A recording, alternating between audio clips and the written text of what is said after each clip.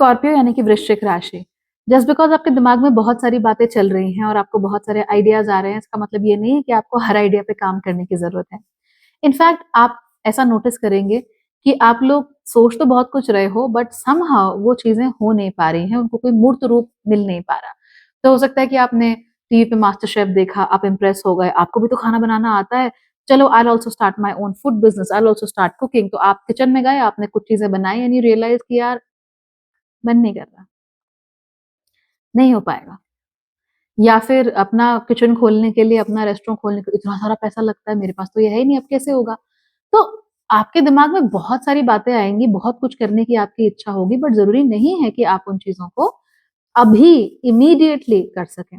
और जब ऐसा होगा तो आप लोगों को मायूसी, उदासी, डिसअपॉइंटमेंट जरूरत से थोड़ी ज्यादा ही हो जाएगी, because right now you are feeling emotionally very very vulnerable. In fact आप लोग इतने वल्नरेबल हैं कि जिन चीजों को लेकर आप बिल्कुल 100% श्योर भी थे लाइफ में कि ये एकदम ठीक है, आपको उन चीजों पर भी फिलहाल शक होने लगा है।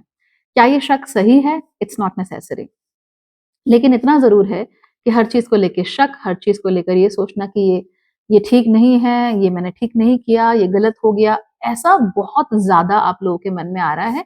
एंड आई वुड सजेस्ट कि आप इस चीज से दूर रहिए। अगर आप इतने वल्नरेबल रहेंगे ना, तो बाहर वाला कोई व्यक्ति आके उसको जरा सा प्रपंच करने की जरूरत है और आपके घर में आग लग जाएगी।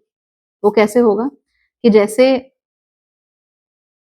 जैसे ये शतरंज है ना, चेस है, तो कई लोग जो होते हैं वो चेस का गेम ऐसे खेल रहे होते हैं दूसरों के साथ, अपने आसपास के लोगों के साथ, कि किसी की बहू 2 मिनट जरा बाहर निकलती हुई दिख गई, कोई डिलीवरी वाला है उससे जरा बात करती हुई दिख गई, पति घर में नहीं है और मान लो उसका भाई आया, 2 मिनट एक्स्ट्रा बैठ गया, पड़ोसन को तो नहीं पता कि वो भाई है, तो वहां पे उसने सीधे फोन घुमा दिया सास ससुर को कि देखो जी आपकी बहू तो ऐसी है।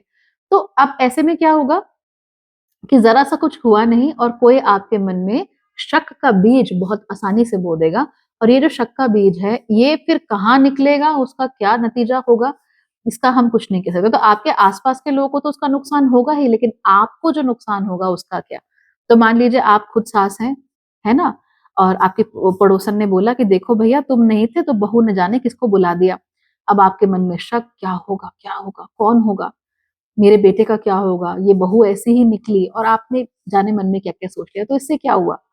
नुकसान आप बहू का करेंगे, घर में जाके लड़ाई करेंगे, प्रपंच पूरा दूसरे वाले का जो व्यक्ति का है वो पूरा हो जाएगा। लेकिन जब आप सोचते सोचते इतना समय बिताएंगे, उससे आपके मन में कितना जहर आएगा आप सोचो। कल को जब आपको पता भी चलेगा कि नहीं भाई वो बहू का भाई था, कोई मायके से कुछ सामान देने आया था, उसको 2 मिनट बैठ गया तो क्या हो गया? तो you will feel very bad, guilt भी होगा, बुरा भी लगेगा, और वो जो अंदर जहर है, अब वो किस पे निकालें? वो तो आप भर के लाई थी पूरा, वो तो निकालने को कोई मिला नहीं, तो फिर वो अपने अंदर ही रखना पड़ेगा। तो क्या फायदा ऐसी जिंदगी जी के? इसीलिए मन में ज्यादा बातें नहीं रखनी है और इतना वल्नरेबल इमोशनली नहीं हो जाना कि कोई भी आके आपके मन में कुछ भी कह दे, आपके कान में कुछ भी गा दे और आपके मन में शक बैठ जाए। और ये इतनी बड़ी और भयानक प्रॉब्लम है इस समय पे कि मुझे लगा कि आपको इसके लिए अलग से वार्न करना जरूरी है। इस महीने आप लोगों को कार्य क्षेत्र में मुसीबत हो सकती है अनडाउटेडली। हालांकि इतना जरूर है कि आप लोग अगर अपने सीनियर्स के साथ मिलकर काम करेंगे, ज्यादा इंडिपेंडेंट होने की फिलहाल कोशिश मत करो, सीनियर के साथ जुड़कर रहो। कई बार क्या होता है ना कि अगर कोई बड़ा आदमी थोड़ा आगे बढ़ रहा होता है तो उसके साथ अगर आप मिले हुए होते हो तो आपको भी थोड़ी बहुत तरक्की हो जाती है, थोड़ा बहुत आपको जो भी मिलना है वो मिल जाता है। तो इस समय पे अगर आप जरूरत से ज्यादा इंडिपेंडेंट होने की कोशिश करोगे, ज्यादा स्ट्रेस होगा, ज्यादा इमोशनली वल्नरेबल होगे, और फिर वही कहानी आप लोगों की शुरू हो जाएगी। So be a little more careful at this time. बाकी ऐसे कोई बड़ी प्रॉब्लम नहीं है। I won't say this is the best time for your work, but it is also not the worst time for your work.